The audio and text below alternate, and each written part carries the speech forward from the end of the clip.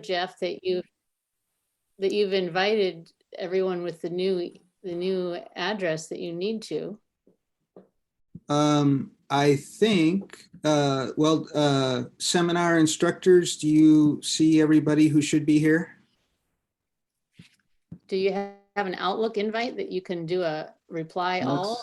It looks fine. What I'm going to do now is while you start, I'm going to send out a blast email with the new web link. That'd be great. Thanks, So Joe. yes, and given I'm really sorry, I had a whole speech ready to introduce you, Keri, but I think it's of the best use of our time to have you just jump in. You're going to be talking about Deb Swackhammer, I think, some too. So take it away. All right, I'm gonna see if I can get this to work correctly. Hang on a minute. Let's start here.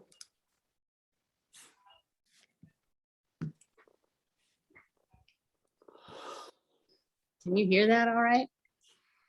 There's a video playing. Can you hear the video? Yeah. Great. The lakes are such an important natural resource. 20% of the world's fresh water, 30 million or more people live around them. It's a matter of human stewardship to care for the lakes and not change them drastically, both for the sake of creatures that live in the lakes and for our own use and enjoyment of them, our own human health. I grew up in New Jersey on the ocean, and I thought, well, there's the oceans and then there's these lakes. But when I saw the Great Lakes, I'd never seen anything so beautiful in my life. They were truly the most beautiful sight. So I love studying them. I really care about them.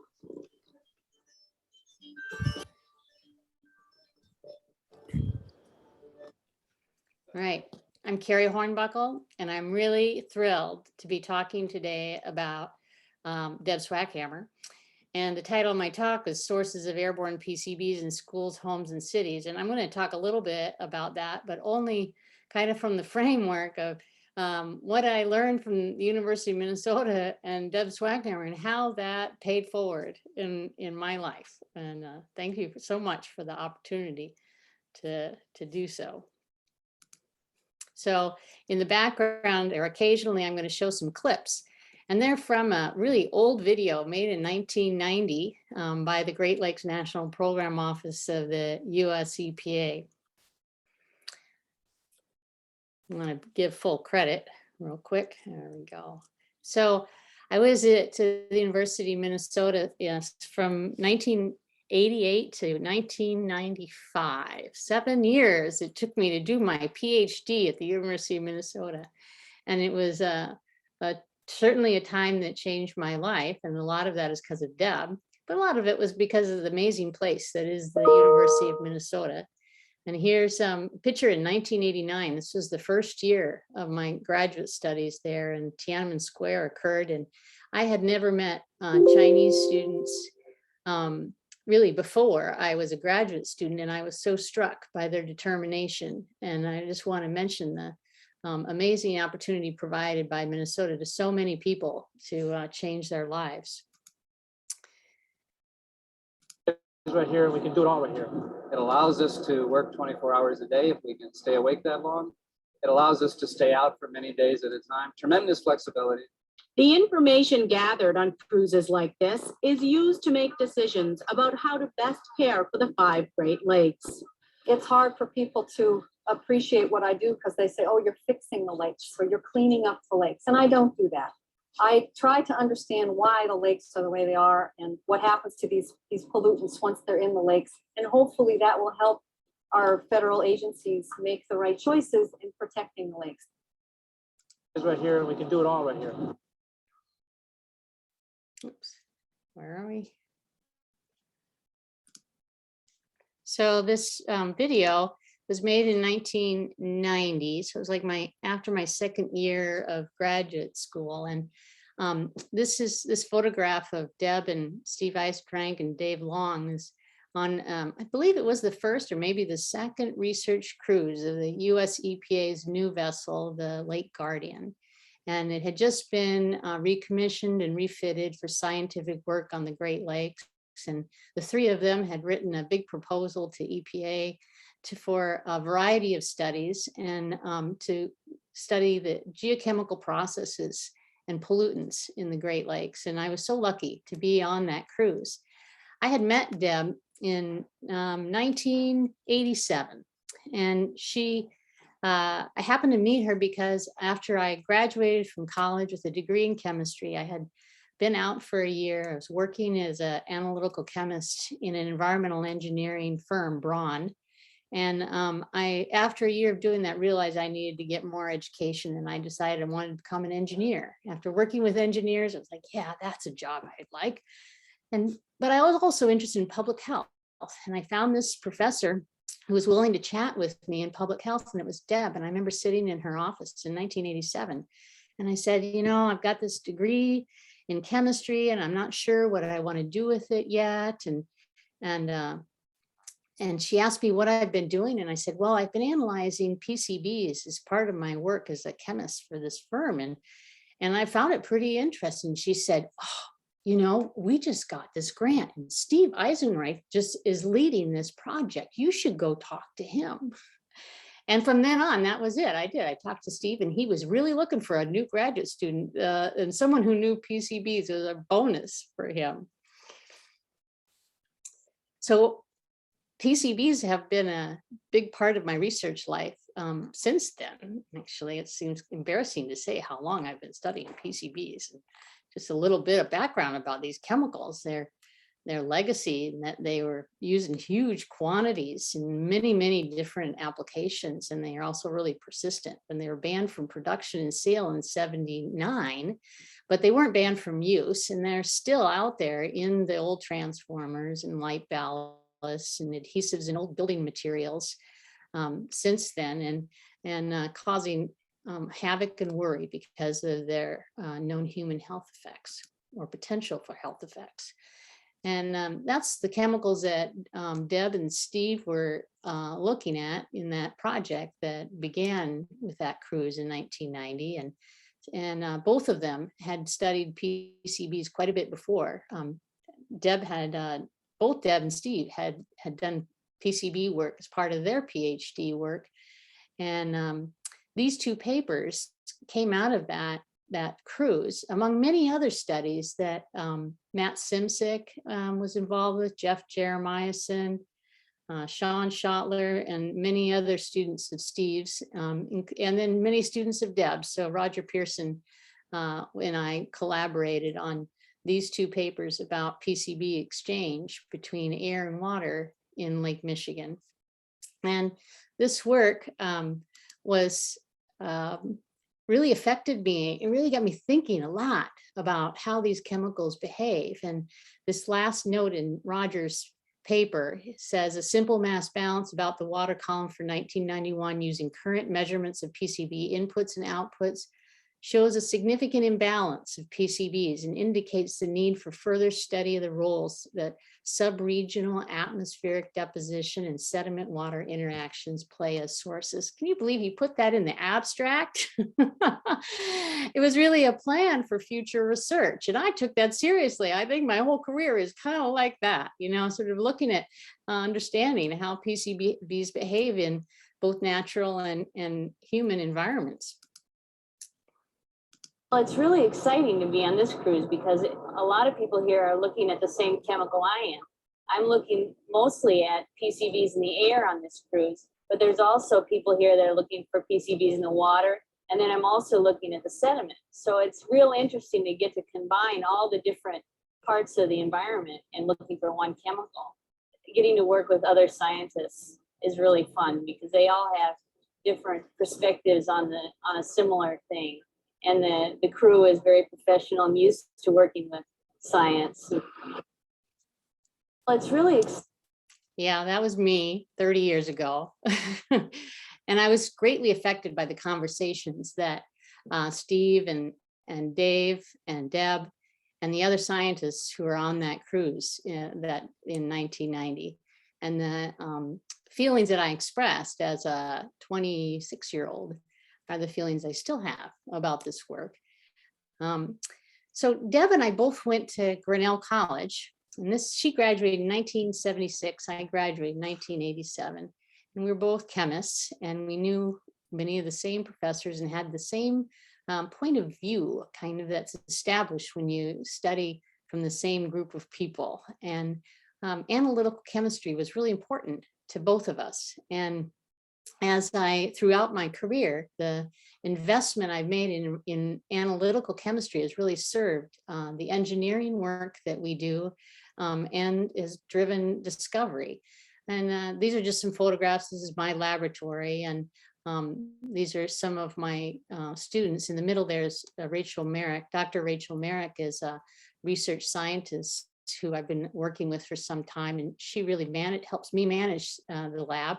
And she's also a Grinnell chemist, and that's been kind of fun following around, this point of view that we developed. So one of the analytical chemistry advancements that my laboratory made was an adaptation of an EPA method that was released in 2003 called Method 1668. It's a method for the analysis of PCBs that looks for every individual PCB of the 209 possible compounds. And it also uses a column that separates out the 12 PCBs that are recognized as carcinogens. It says here toxic, but it's really about whether they're carcinogens, and it isolates them. And this method is really valuable for that reason, and also because of the identification of all 209 as part of it. But we modified it to work for a tandem mass spectrometer, a triple quad, over a high res mass spec. The triple quad mass spectrometer was new in 2003. And we bought one in 2004 with this idea that we could run a method very similar to the 1668A without using a high res mass spectrometer. And indeed, we did develop that. And the method does operate a lot like the 1668. But instead, it's much cheaper to run. It's much more user-friendly to run a triple quad than a high res. And the operations the modification of the method we did also made it less expensive in the kind of internal standards that we use. But our method requires a lot of manual correction. And so the shift from money to labor is significant. And so a big effort of my laboratory has been the training of people to make sure that we are achieving the quality control goals that we need to run this method. In the meanwhile, we've also adapted it to analyze for other chemicals related to PCBs, like hydroxy PCBs.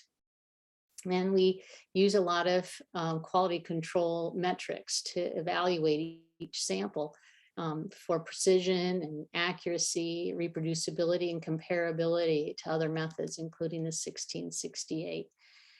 Common elements are between these two methods were the high sensitivity for PCBs and really good peak resolution of all the congeners, but isolated, like no coelutions for the WHO congeners. And the signal that we get looks something like this. So we get a peak for all the PCBs with 10 chlorines, 9, 8, 7, and all the way down to those with one chlorine in them, and have published this method as part of many papers, many studies that we've done with PCBs. Like I mentioned, all of the work requires an inspection of all of the peaks by the analyst. So the manual correction part of it is one part that it probably makes it more challenging to export to other labs, but it works well for us. We've also started to learn how to play around with the collision and energy in the mass spectrometer to use it as a way to identify unknown compounds. And we've developed methods for looking at metabolites of PCBs using what we call as a semi non-target method that requires us to manipulate the mass spectrometer to look for compounds that are like PCBs but don't have the same mass to mass charge ratio in the mass spectrometer. And as a result, we get, you know, complex chromatograms like this that we can then easily tease apart and use to look at signals associated with PCBs and their breakdown products. We now are part of what we call the analytical core, and Rachel and I lead this program at the University of Iowa, specifically set up for the analysis of PCBs and PCB breakdown products. And we have components of our program specifically around quality assurance and high throughput analysis, training, method development, and support for all their instrumentation to do this.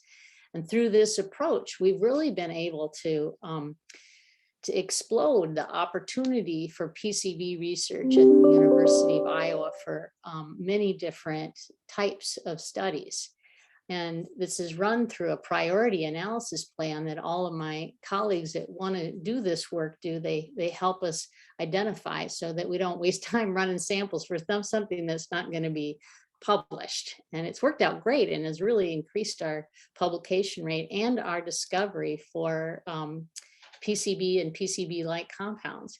This collection of people here is part of the analytical and data core components. So it's turned out that analytical chemistry and data analysis go together.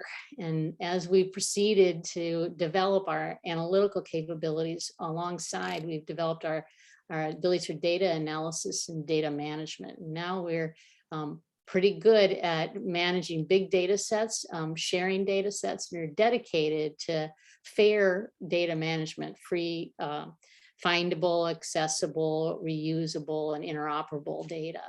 In fact, so these are not all my students.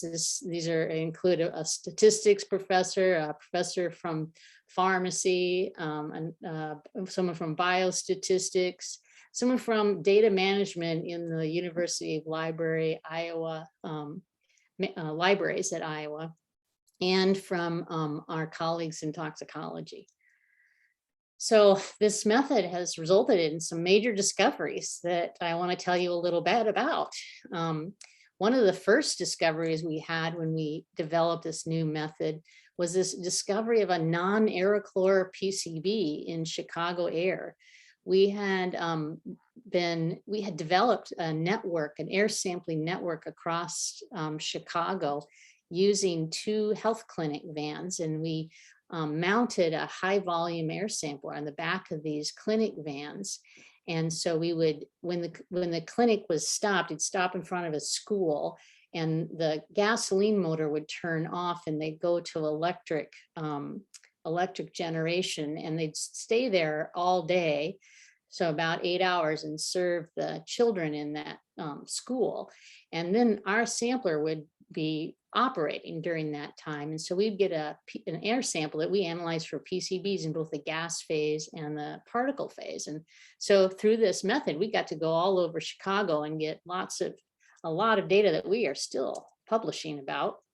But one of our first findings from that study was this unusual peak that is PCB11. And PCB11 hadn't been reported by others, including Deb and Steve and myself when I was at the University of Minnesota. It hadn't been reported by hardly anybody because people were using analytical methods based on aerochlors. So they're only looking for aerochlors, and so they're only finding aerochlors, and non-aerochlor PCBs would be considered some kind of, well, if you weren't using a mass spectrometer, if you were using another non-selective detector, you thought it was maybe a pesticide, or it was just a contaminant peak. But we discovered that this was actually a PCB. And it was not from aerochlors. It's not a legacy PCB, but actually came from, and does still come from, modern sources right there. And so that modern source was paint. So we then began exploring, our PCBs in modern paint, and they're in modern paint because of this chemical reaction that occurs during the manufacturing of brightly colored pigments. The manufacturer uses chlorobenzene and a catalyst and produces this phthalocyanine blue, but the chlorine and then the catalyst produces a byproduct of biphenyl, and the chlorine that's residual will chlorinate the biphenyls to form some PCBs. Furthermore, when they make green paint, brightly colored green paint, they chlorinate the blue paint, and that results then in highly chlorinated PCBs. PCB 206, 207, 208, 209 have a lot of chlorines on those biphenyl rings. And this was our hypothesis at that time about what was going on. And we went on to show indeed, and many other people after that showed that indeed that's what's happening. And brightly colored pigments do contain PCBs. They're byproducts of the production. And that was, we published that in 2010. And then just in last year, about a year and a half ago in 2019, we published a follow-up paper to see what's happened 10 years after that. And PCBs are still in paint. And in this study, we showed how not only are they in paint, but they are all released into air from the paint. We directly measured the emissions of PCBs from brightly colored paints. And even those in green paint, these highly chlorinated ones volatilize into the gas phase after being applied as the pigment to a surface. And that was a big surprise to us on a lot of different levels. And so this new method that we had has really paid off in our understanding about PCB cycling in the environment. It has made a big impact on our view about indoor air PCBs. And in fact, one of my students, Nick Herkert, was doing a study of PCBs in indoor air and found an unusual signal that he of these 3 PCBs, 47, 51, 68, and their concentration seemed to be correlated to the age of the home in which the air sample was taken. And ironically, his home had the highest concentrations. And so he began a follow-up study using the same method we had used for the paint emissions, and measured emissions off of surfaces in his own apartment, and found that the emissions of these 3 compounds was greatest from his kitchen cabinet on the finished side, but not on the part of the kitchen cabinet that was just the raw wood. And he hypothesized, after a lot of research into the patent literature and some old papers, that it was coming from a polymer sealant that was applied to the front of the kitchen cabinets. And we proposed, just like in the original paint paper, that the manufacturing process was producing PCBs as byproducts, and these particular PCBs as byproducts because of the cross-linking initiation method that was being used to convert the monomers to the polymers. And so we proposed that probably, lots of polymer products would have PCBs in byproducts.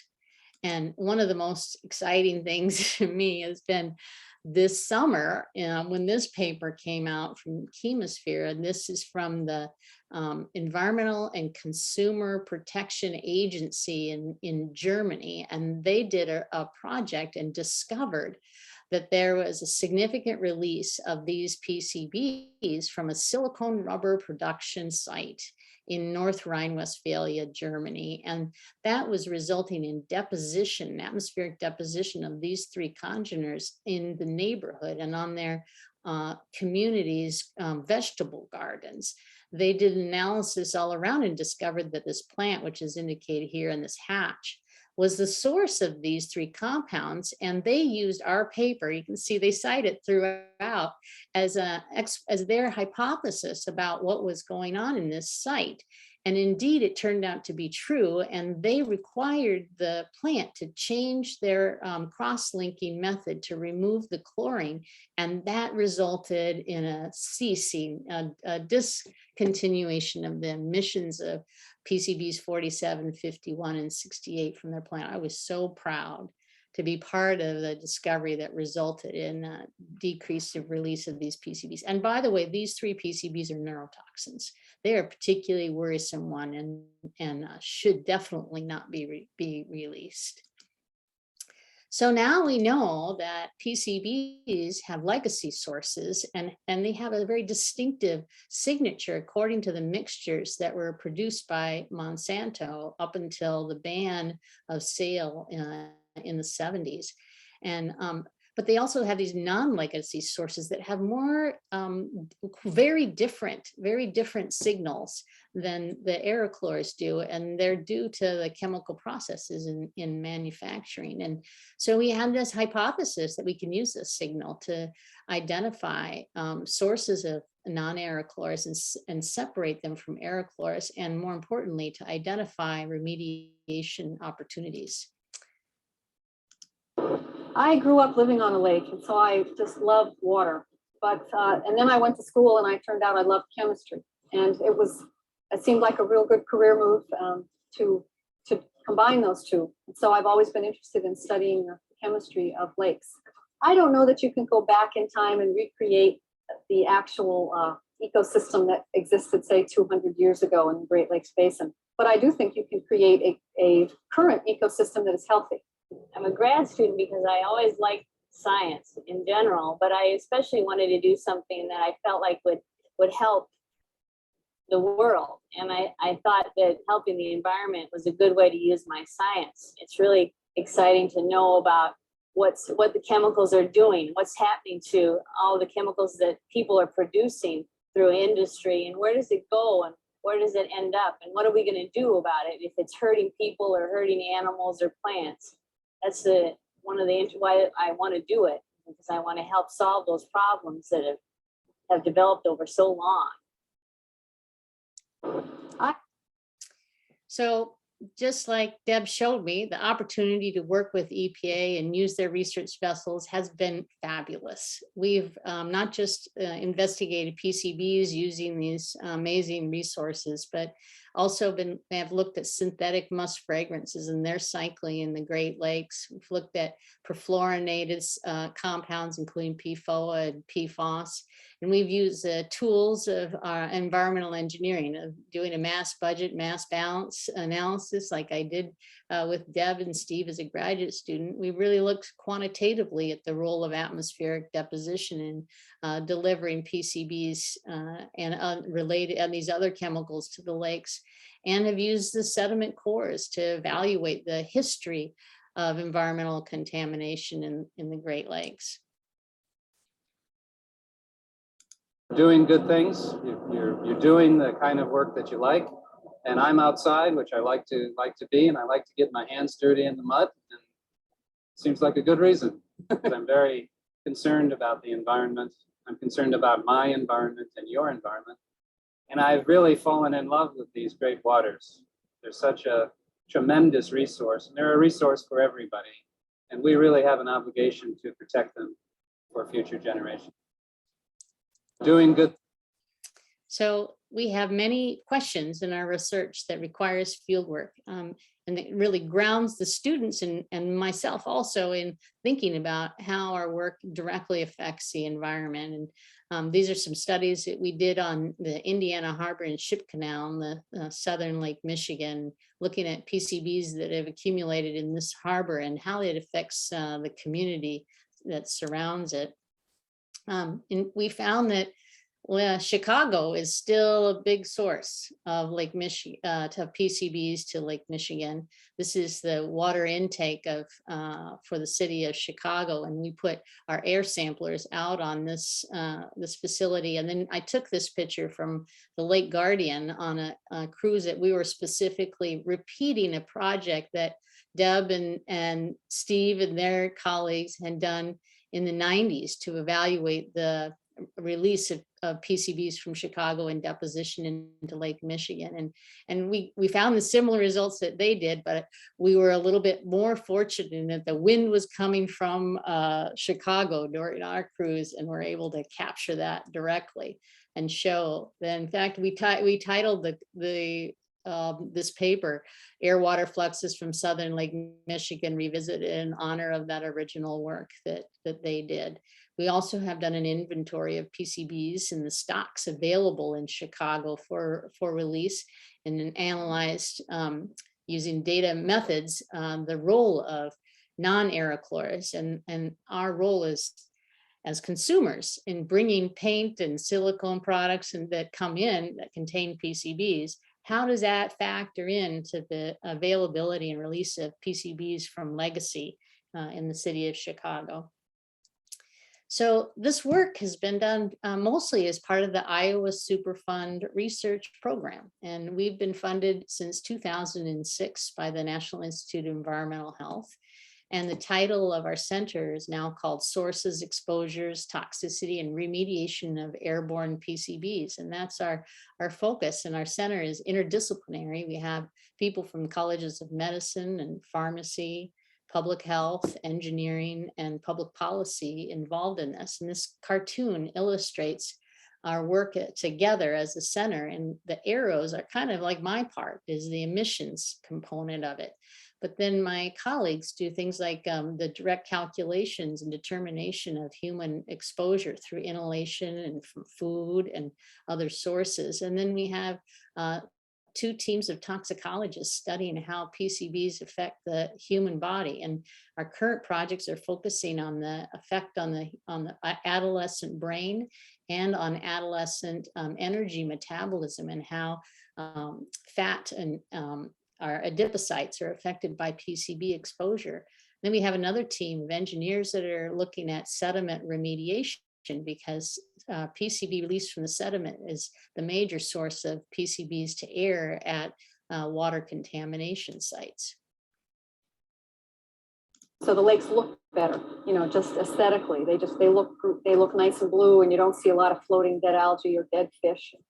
Now scientists want to know more about chemical pollution, how that is affecting the fish and us. The chemicals that are in the fish are thought to be carcinogenic.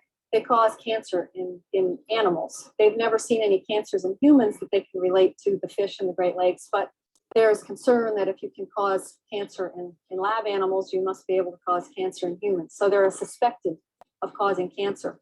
But there is some pretty strong evidence that they cause reproductive problems, so that children born to women that eat Great Lakes fish have been shown to have learning disabilities and some deficits in their developmental stages. So the lakes look. These questions that Deb brought up are now known much better, in part because of centers like ours and our toxicologists that now understand that PCBs are carcinogens and they're endocrine disruptors that affect the development of people. And we are currently working on the effects on adolescents because of the tremendous hormonal changes that occur in people during adolescence. This is the IARC decision in 2016. They determined, IARC did, that indeed PCBs are known human carcinogens. So they're in the first class, unfortunately, of known carcinogens.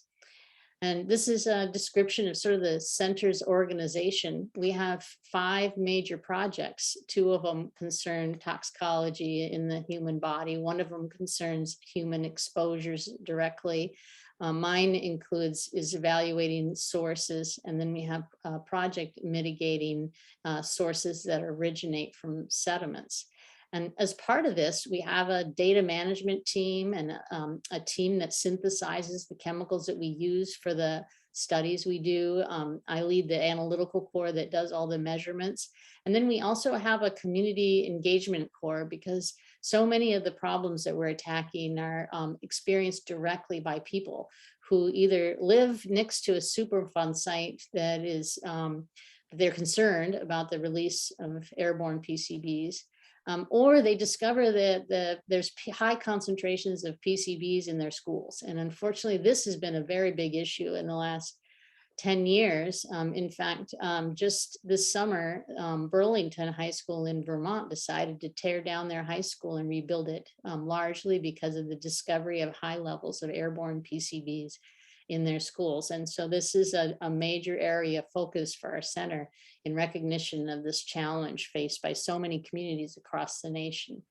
So I just want to mention a few more things before I go, is that, PCBs, we find them everywhere. They're in human blood, including those that are clearly coming from air. In fact, we've been able to show that children in particular are exposed through the airborne route more than in the food route, in part because they spend so much time in schools, and schools are among the indoor air spaces that are most highly contaminated. And that's because PCBs were very popular in the construction of buildings that were meant to last a long time. And so they weren't used as much in homes as they were in municipal buildings and in school buildings. And we examined them in food and recently published our findings about that using our cohort study in 2 communities where we asked them what they ate, and then we analyzed the PCBs in those foods. And we discovered that, yes, there's still PCBs in a lot of food, but a lot less than there used to be. Salmon still has the highest amount of PCBs in it, but way less than it was 10 and 20 years ago. Now we're seeing these non-aerochlors, including PCB11 in some foods like tilapia and catfish that are farmed. So PCBs break down to a lot of different metabolites in the body, as well as break down in the environment due to microbial action. We're increasingly doing a lot with that. And in this review, we noted all the different routes that PCBs go. And when I was a student working with Deb and Steve, that was not really, we didn't know that that was really important in the environment, although we suspected it and it had been reported in human and fish. And now we understand a lot more about that in the environment and also about the risk associated with it. Okay, so I'm winding up here and I just have one more thing I want to say. Let me see if I have, okay, let me stop sharing my screen and tell you this one story here. So this is the SWACI. It's a, it says on it, it's the Founders Award from CTAC. So it says Deb Swackhammer, Founders Award, Women Chemists of CTAC 2007. And Dave DeVault, Deb's husband, sent this to me after she died because he knew that this was important to her and important to a community of women scientists who gave this to Deb. So several women scientists, including Elin Ulrich at EPA and Miriam Diamond at University of Toronto and Cindy Lee at Clemson University, nominated Deb for an award for the Founders Award in 2007. And they didn't give it to her, and we were all annoyed. And so Miriam Diamond made this award. It's plastic, but it has a really charming head to it. And gave it to Deb in our honor. And she was so nice about feeling like that was a really special award. And when she died, the group of us decided that this award would be passed on to future women scientists at CTAC. And we are looking forward to the return to online life in CTAC.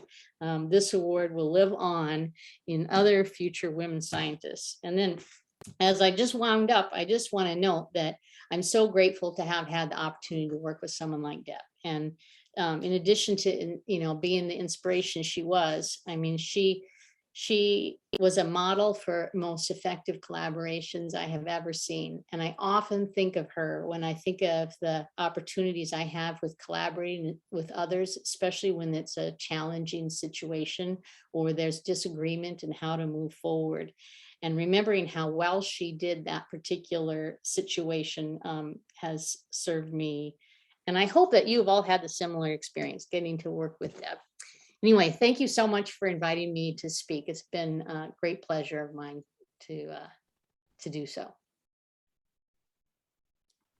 Well, thank you, Keri. As you see, you're getting virtual applause here. That was a terrific talk, and what an amazing treat to see some of that video footage from of you and Deb and others.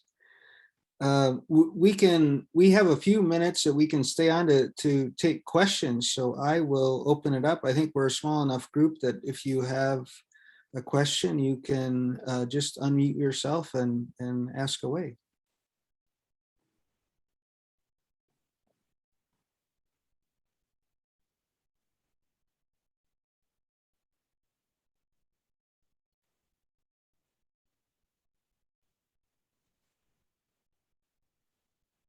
It was really fun for me to look at that old video. And I hope you don't mind, I had to put myself in there because, Oh, you know, terrific. hearing my own words 30 years ago was really striking. You know, I pulled out that video because I knew I had it, and I thought, you know, I was take a look at that. And I listened to Deb and I listened to myself, and I'm like, wow, you know, that's still how I feel about it. And I do still think that that's the best in environmental science, you know, where what we feel like we need to do, the work that we do is driven by our passion for why we're doing it, right? It's meaningful work. Yeah, I'll ask a question or make a comment. I don't know which it is, but about just, it's amazing that we've got these chemicals like this. I mean, I've heard stories about different kinds of chemicals that are out there, but just to know that they're so pervasive, and Yeah. it's pretty amazing. But I did want to comment that I hear you talk, and I think in terms of Deb talking. I mean, it's really amazing. You know, just the breadth of knowledge and the confidence that you present this material, and it's just incredible to me. And I appreciate you giving this presentation. That's very kind of you, John. I appreciate that.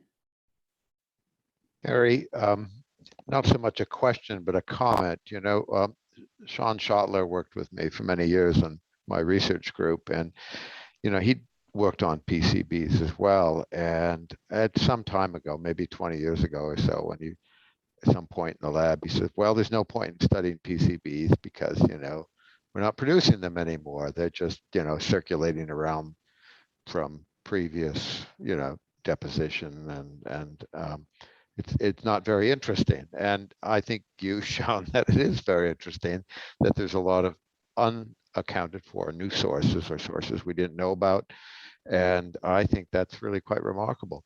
Do you have can you give a sense of the amount in mass of PCBs that are from new sources versus legacy sources circulating, say, in atmospheric deposition or whatever?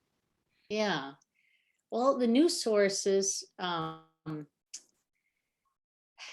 you can see it in the environment, right? So that's where we started on this hunt, is because we found it. PCB 11 was the most frequently detected PCB congener in Chicago air in virtually every sample that we measured. So, you know, PCB 11 is the only non-aerochlor that's predominant that is also not an aerochlor. So it's clear that it's coming from non-aerochlor sources.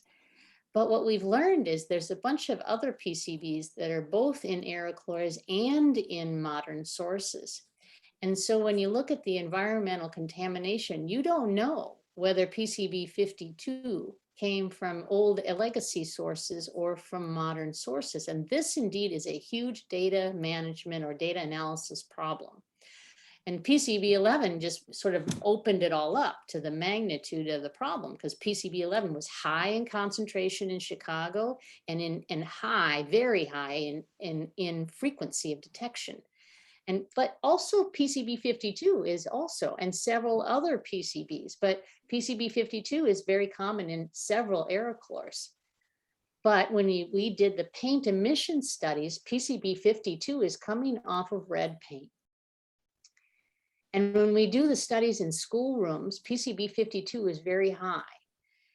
So I think that it's likely that PCB 52 also has very important non-aerochlor sources. We know it's paint, but we think there's others as well. And it's hard until you actually measure the source directly to be able to say, aha. And in fact, with paint, that's what we did, right? We measured emissions directly, and we see, you know, more than 100 different PCBs are being released from brightly colored paints. But a lot of them are also aerochlors. So when you look in the environment, you don't really know that's coming from paint, right? So it's not super easy to answer Dan's question, because it's until you measure the emission source directly from the environment, you're not really sure where it's coming from.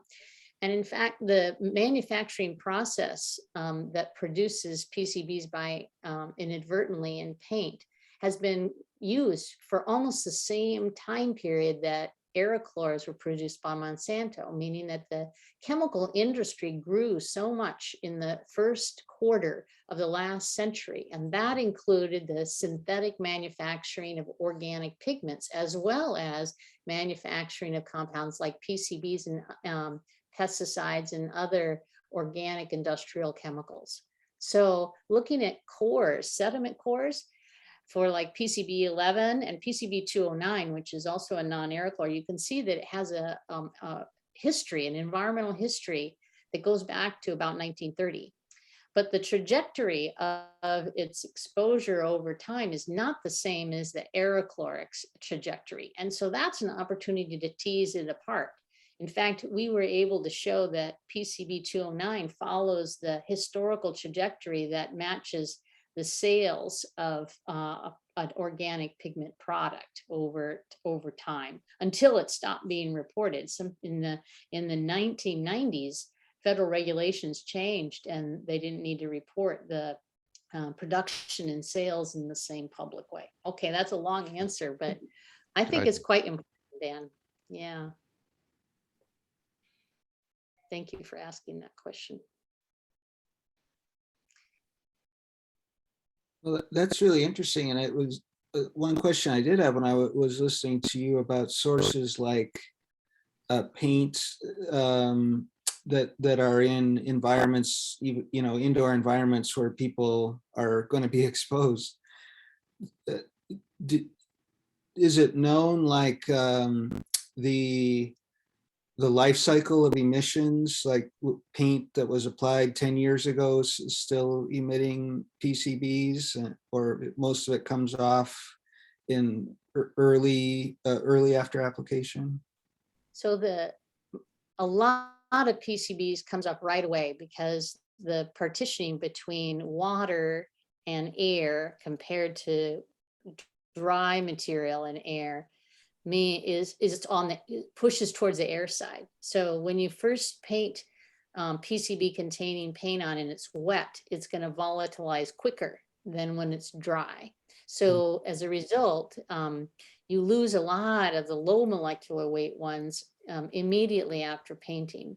And the higher molecular weight ones, including those that are bioaccumulative, stay on until it's dry more. They don't volatilize off as fast, so they're present when it's dry, and then they're released more slowly over a long time period. Green paint, which contains the most highly chlorinated PCBs, emits for a long time at a very low level.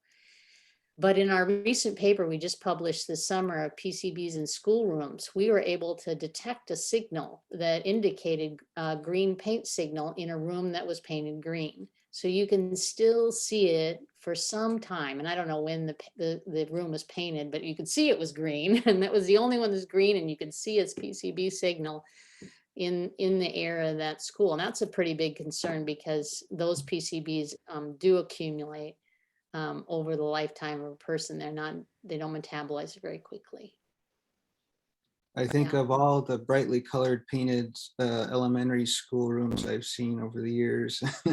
This is Indeed. I'm very concerned about that too. And it's not just the paint, but it's all the places that pigments are used. Think of all those brightly colored chalks and finger paint and construction materials. All of those are using the same pigments as what we measured PCB volatilization from. And that's an easy fix, right? That doesn't cost a lot. You don't have to tear down your whole school to remediate that. You just need to change out the colors, right? And we are very hopeful that this kind of analysis can help schools make economically feasible changes that result in healthier air for their children. Right. Do you, Keri, do you have to, speaking of remediation of the paint, do you have to remove the old paint or can you just slap something over it? I think you probably can slap something over it. There's some sealant paint that probably would work just fine. Yeah, and the PCBs don't migrate much. It's really just the surface we want to prevent. What about, you've been talking mostly about US sources and contamination. What about other parts of the world. I mean, this is still a big deal with organic pesticides being produced and used elsewhere. What about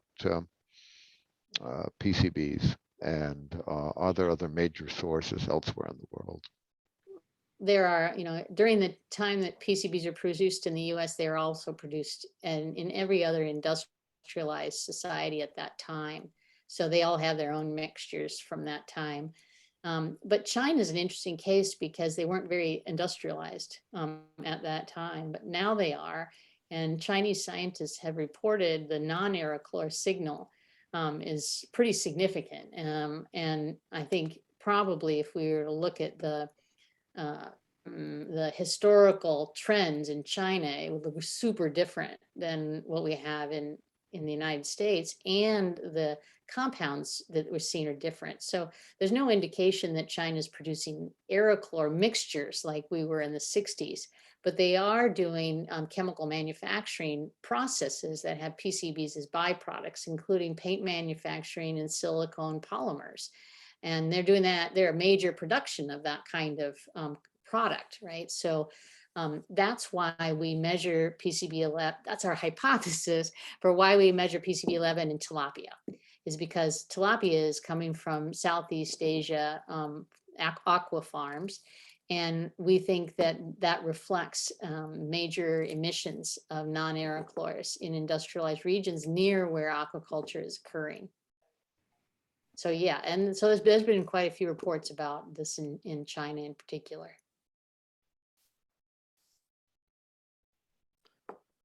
Very good. Well, I see this is such a great discussion. I wish we could keep going, but I see we're past our time here. Really want to thank you again, Keri, for joining us, and sorry about these technical glitches. And I expect maybe we would have had more people if I hope we didn't miss too many because of that. But in any case, we appreciate you being here, and thank you for your talk. Truly reminding us a lot of Deb Swackhammer today.